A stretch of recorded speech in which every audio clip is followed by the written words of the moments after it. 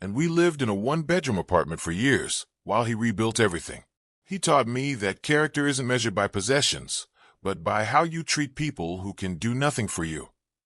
She glances at her old car with genuine affection. Some things have value that doesn't depreciate. In her classroom, Sarah finds her students already seated, their faces bright with intelligence and possibility. Here, at least, she has always been valued for what truly matters, her ability to open minds and hearts to the power of literature.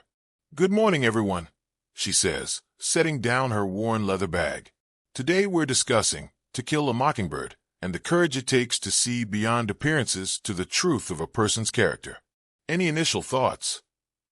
A hand shoots up in the back row.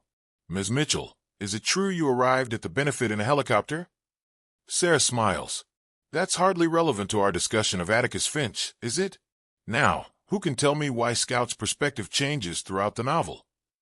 Because the most valuable things Sarah owns aren't her helicopters, jets, or hidden billions. They're the moments when a student's eyes light up with understanding, when minds open to new possibilities, when young people learn to judge others by the content of their character rather than the model of their car. And that, unlike her trusty Toyota, is truly priceless. If you enjoyed this story, please hit like, share with friends who know that true worth isn't measured by material possessions, and subscribe for more tales of quiet dignity and sweet revelation. Drop a comment below sharing a time when someone misjudged you. We'd love to hear your story.